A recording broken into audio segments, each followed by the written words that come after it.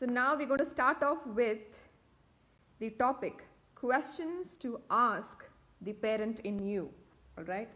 So before I move ahead, I want to understand, what do you think about this topic? What does it mean to you?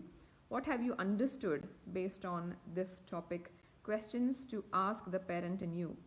Okay, the questions basically that I'll be sharing with you today are going to be like deeper, and a lot of self-reflection is going to happen.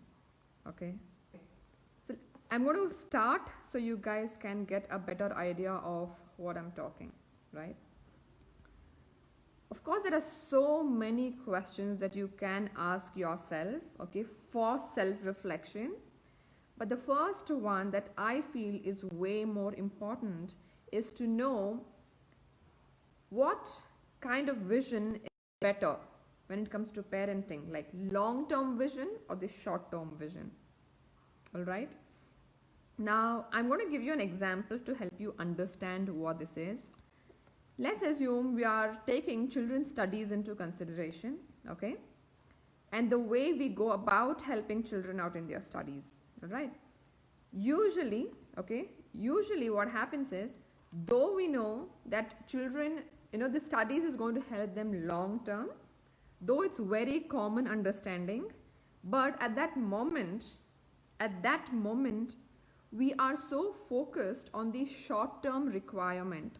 That means finishing the homework when we want them to finish the homework, okay? And at that moment, we mostly are in such a hurry that we are not as concerned about the child understanding the subject as we are concerned about the child finishing the homework. Correct? So basically, we spoon feed them, we irritate them, we dictate them so much to listening to what we want them to do. Okay? Do the homework now. Finish the homework now. Which is a short-term vision. While the long-term vision is the exact opposite of it, which is allowing the child to decide when he or she wants to do the homework. Of course, at that moment, it's not going to be very easy. You'll have to put in a lot of efforts. You need to have a lot of patience. You need to be a lot open-minded. You need to be willing to experiment with what's going to happen next. Because in the long term, it's going to help your child. It's going to help your child in deciding for himself. That decision-making ability, right, is triggered.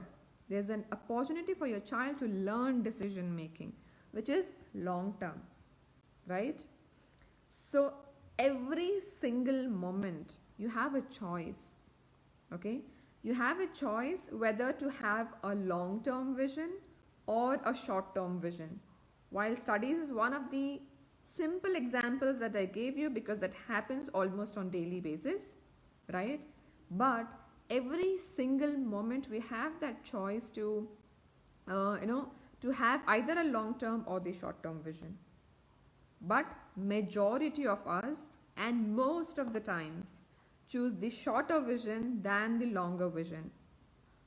So, it's just my recommendation that you need, you have a longer vision, long-term vision than short-term vision. Short-term, of course, at that moment it's easy, it helps out and it fixes things. But that is definitely not the way you want to go about parenting your children, right? So just remember, every single moment you have a choice, you have a decision to make. And the kind of decision you make is going to dictate the kind of experiences and also the personality that your children shape into. Yes? Okay. So now we'll move on to the next question, which is, do I see my children as already successful or yet to be successful? Okay, I'm going to repeat that for you. Do I see my children as already successful or yet to be successful? Yeah.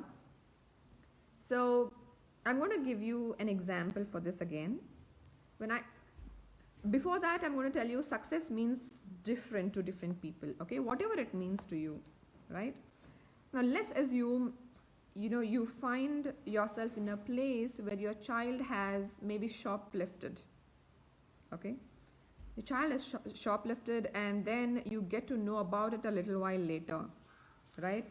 The general reaction, there are a couple of ways in which you can react to it. One of it, and the most common one, is, oh my god, how did you even do this? You cannot be stealing things from the shop. Okay, they're supposed, it's theirs. If you want it, you got to pay and buy it, right? I wasn't expecting this from you. This is very bad. You're a bad person, right? You're so angry. You punish them. You yell at them. You hit them, right? You get embarrassed. This is one way of reacting. Now, the second way of reaction is, once you know that, oh,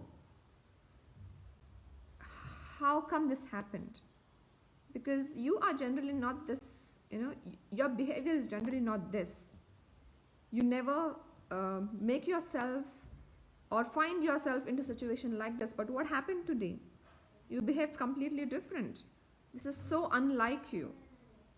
So can I know why you did this? Okay, ask questions. Or, so can you tell me how can we fix it now? So once you know why your child has done this, right, you can help your child in going back and fixing that root thought that is there in your child's head. Okay, most of the times it could be as simple as, oh, I wanted this eraser, it looks so nice, this Spider-Man eraser, I want it, right? And it would be as simple and very simple to fix in the first place, right? So that can be attended to. Most of the times what we do, instead of focusing on the action of the child, we focus on the child itself. Instead of saying the action is not right, we say you are not right, you are wrong. We could say the act of shoplifting is wrong, but most of the times we say you are wrong, right? So that is why it's very important to have that vision of a successful child already in your head.